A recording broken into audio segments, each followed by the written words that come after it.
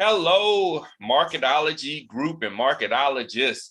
We are on again with another marketing strategy session. And today I got Gabriele from Italy coming to talk about some exciting marketing things. And this is something that's really interesting because, it's not something I've really heard much about before, but, digital export and that's a term I'm not familiar with.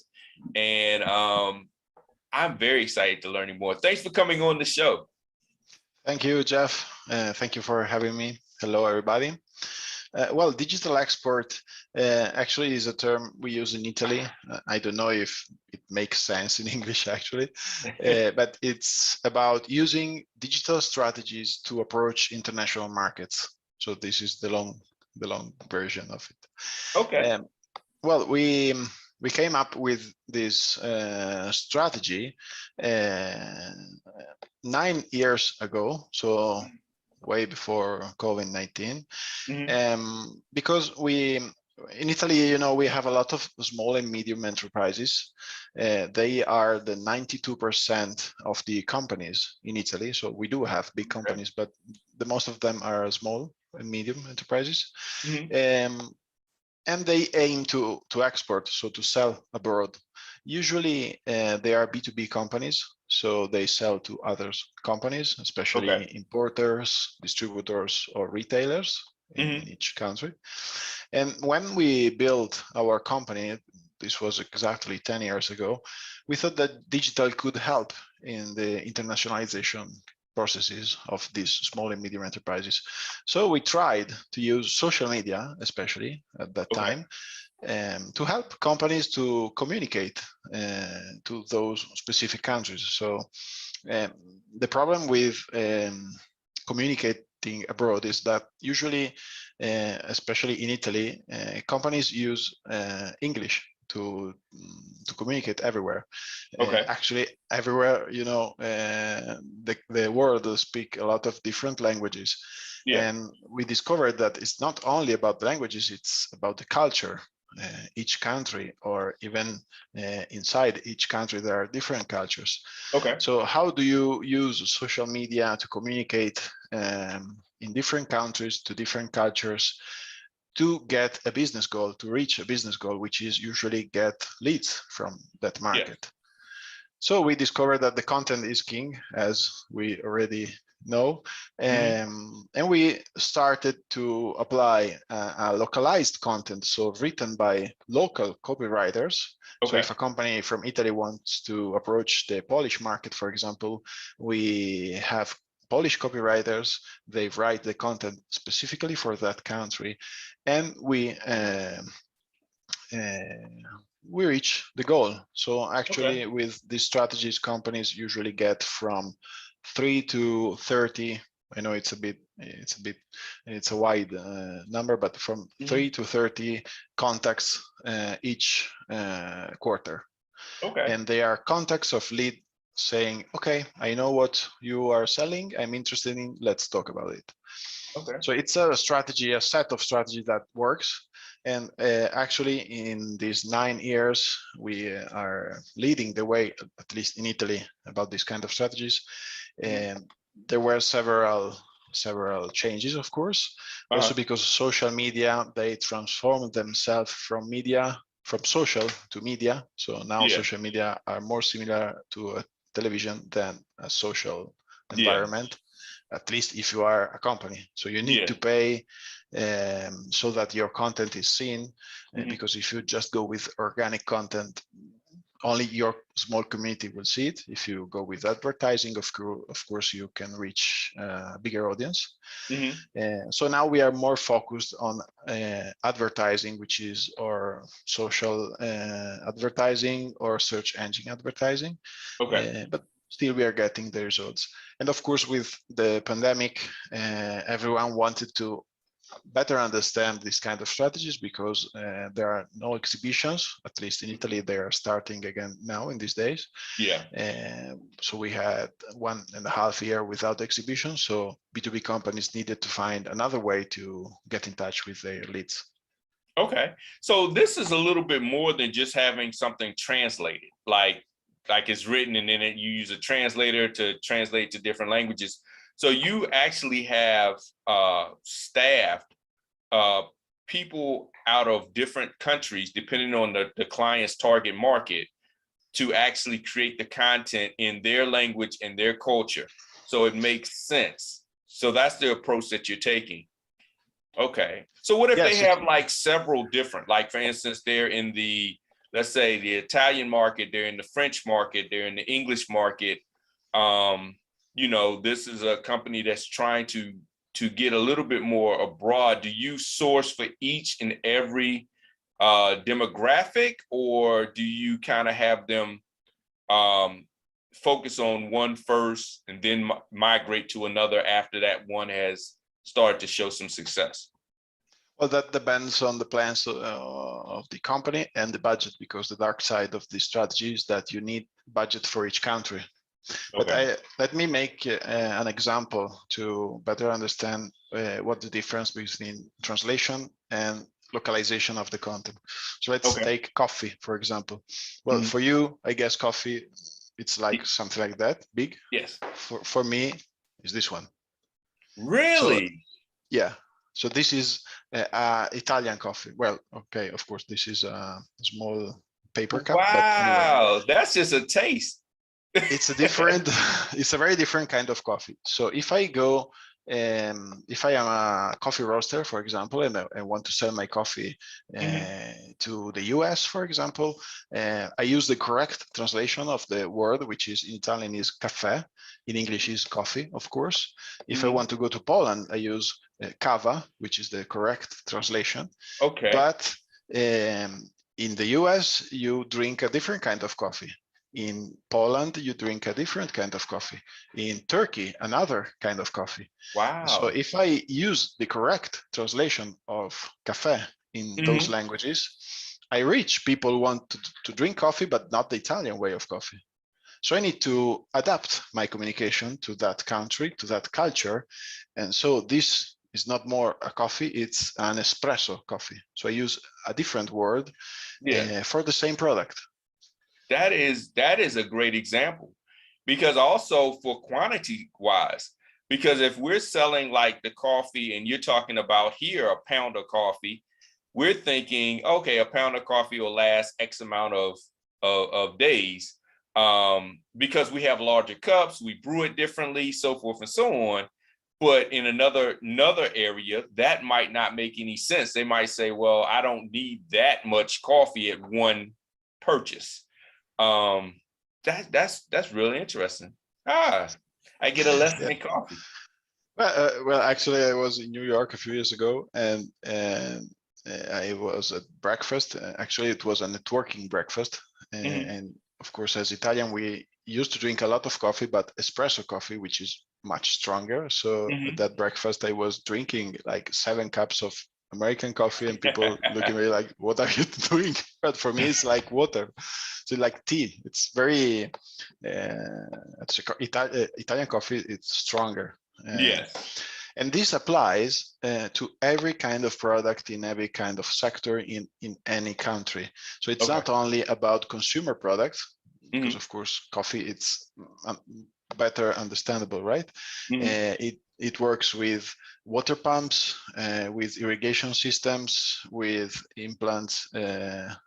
Yes, implants of any kinds, industrial. So in any business, in any sector, industry, you want to use this strategy. So localizing the content, it makes the difference between getting or not getting leads for your business.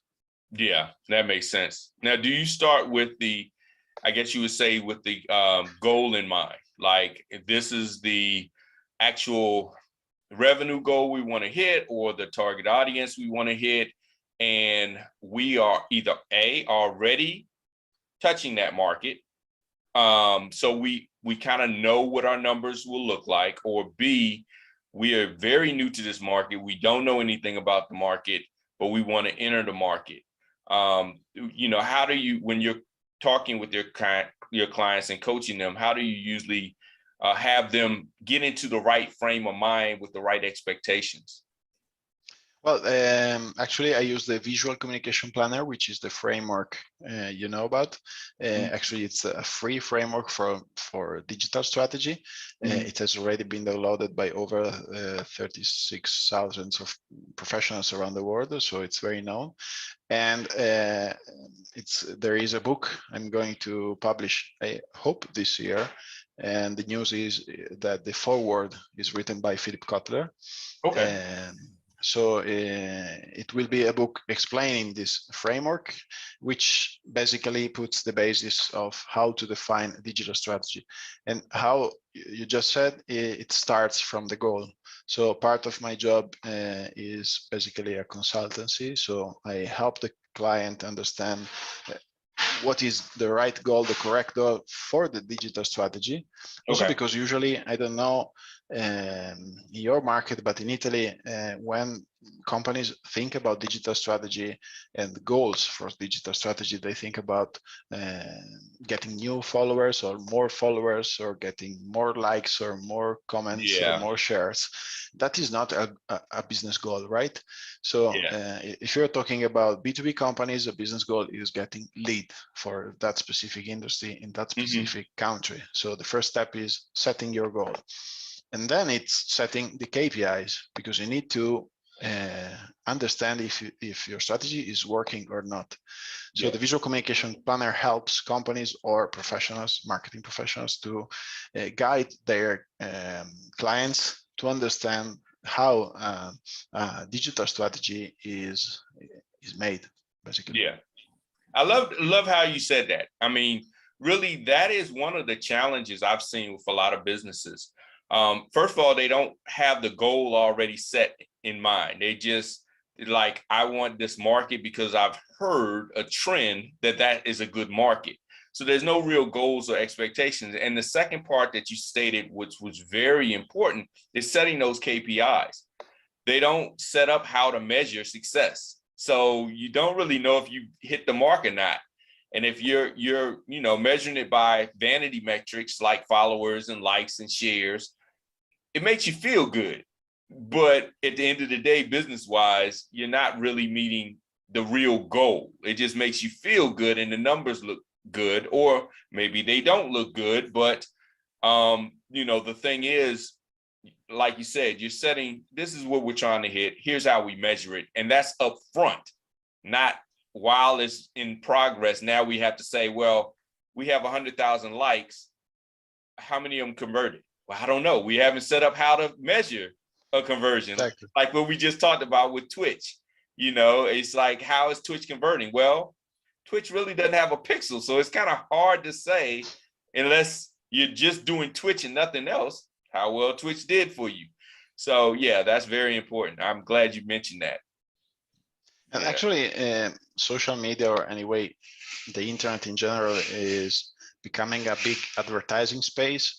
That is bad because companies need to have budget for advertising, but it's also good in some way because you can test the channel, different channels. You can put 3 months budget for advertising on Facebook or Google or LinkedIn. And if you have a goal and if you have the KPIs, you will measure those 3 months and you know exactly if the channel is good for you or not. Yeah.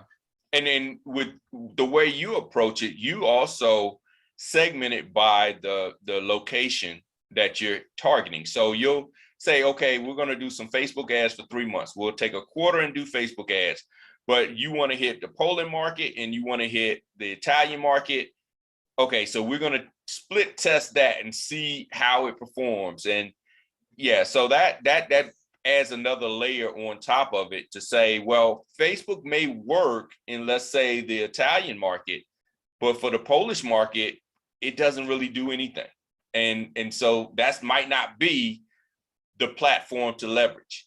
And it's interesting because a lot of companies that I've seen want to do one size fits all. Like, we just want to do Facebook ads across everything and the same way in every single market.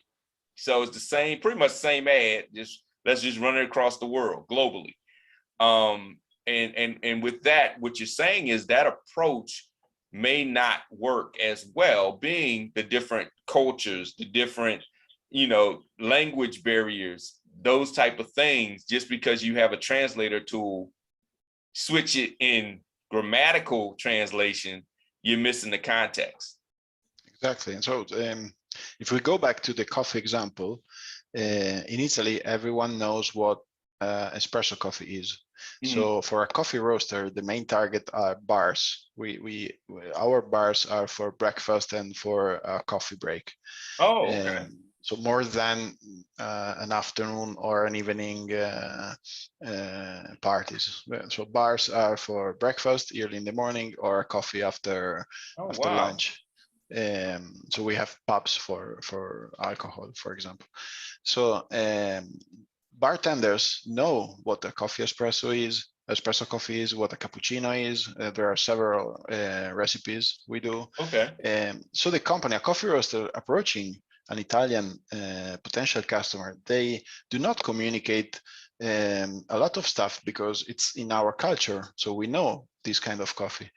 Once you go abroad, you need to explain all of this. And if you translate what you have written for the Italian market, then you miss a lot of stuff that you need to communicate. Wow. And that's very interesting because you're right. With us, bars is an evening alcoholic experience.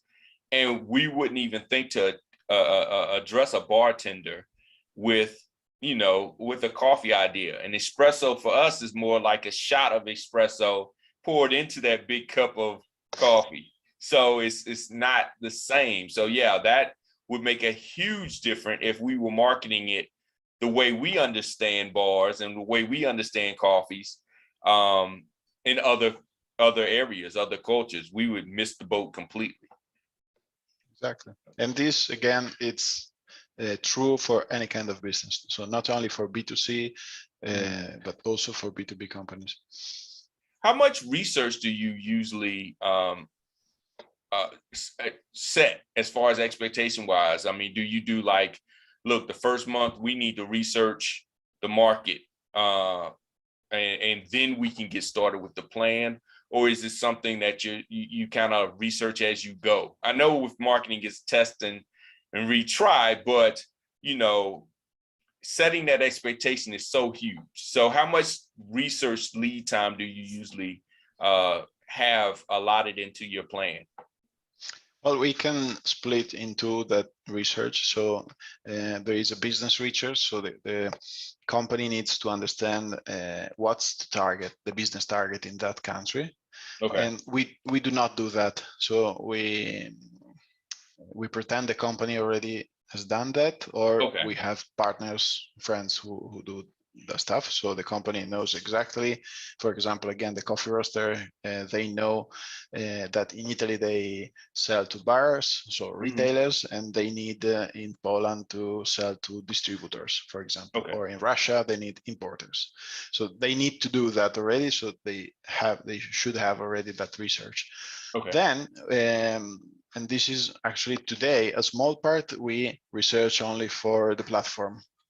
And to be honest, in most part of the world, we use the same platforms, which are almost always Google advertising, Google ads, and LinkedIn ads. So these are the two main platforms we use. Also because we focus only on B2B companies. So we don't work with B2C companies.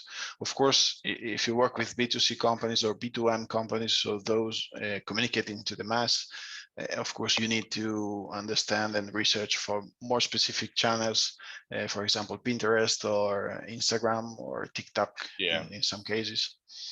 Yeah. Now, have you used the Microsoft advertising platform in conjunction with LinkedIn? I know they just started doing that about a year ago. That now Microsoft has acquired, LinkedIn, and they've integrated the marketing. Have you leveraged the new Microsoft ad platform? No, actually not. To be honest, it's also about budget. So usually small B2B companies, they don't have super big budgets. So if we have extra budget, we try different channels. For example, in Russia, you can use Yandex and also Google. Really? Yandex is still around? Yeah, it's still like 50, more or less 50%. I think this year or last year, Google overcame Yandex, but it's a small percentage, so they are more or less 50-50. Okay. And also, depending on the target, maybe you want to go to on Google Ads or Yandex Ads. Okay. So if the company has more budget, we can do both. If not, Mhm. we usually pick Google as a preferred channel. Okay. Okay. Well, that's cool. Well, I mean, that's a lot of information, and I thank you for sharing it. It really changes things when you're looking at doing an international type of play when it comes to business. I don't know why we keep thinking everybody thinks like us, especially as Americans. We always think everybody thinks like us. So we are like, this is how it is. We do it this way, and this is just how it's going to be. Instead of saying, there's other cultures out there. There's other, ways of approaching it. And we need to consider that when we start to look at going into those markets. That's a lot of insight that I didn't even really think about. And I love the fact because I do coffee every day, every morning. That's just one of my things. And I get this big, I wish I'd have brought it up. I drunk it right before our call. This big mug, which is like too much. But but our coffee is not as strong. But yes, coffee is a great example because it's something I can definitely relate to. Uh, but Yeah. tell everybody if they're looking to go into the global market, international market, how can they get in touch with you? And what would make a good, I guess you would say, client for you instead of somebody that's just saying, "Hey, my beautiful thing, I sell to anybody that has money." So I sell to everybody. I sell to anybody that has money. So tell us, how they can get in touch with you and what would qualify them as a great client for you. Well, I think that multinational companies that already they are already in Europe, so we can say around 200 million euros of turnover, more or less.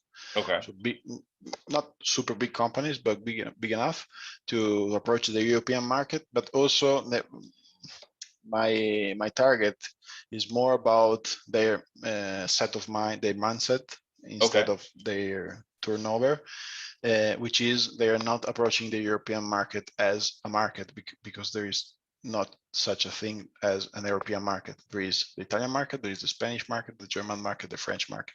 Okay. And if you have this mentality, you are a good customer for me because it means you understand that you need to approach each country differently.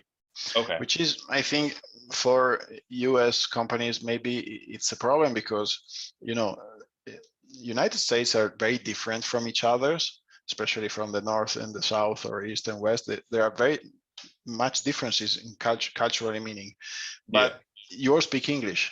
And this makes very easier for you to approach a different state. Okay. In Europe, if you go over the Alps, you find like 3-4 different languages. So we are forced to think differently. Okay. Okay. Huh. That's yeah, you're right. You're right. It's a total different change versus just a accent change. Or a couple of words that it may mean different things, but it's a full culture change. So that makes a lot of sense. So, well, I thank you so much for coming on, and thank you so much for the information. And everyone, if you are looking to get in touch with him, you can go to weevo.it. So it's weevo.it. And look at the structure. You'll see exactly how it's laid out. It'll answer your questions. And if you're trying to get into that European market and diversify where you provide your actual product or service, get in touch with him. I think he can definitely help you out. And this is a whole different approach. This is definitely something that I haven't encountered. And I'm so happy that you came on and shared with us. Thank you very much, Jeff, and thank you again for having me.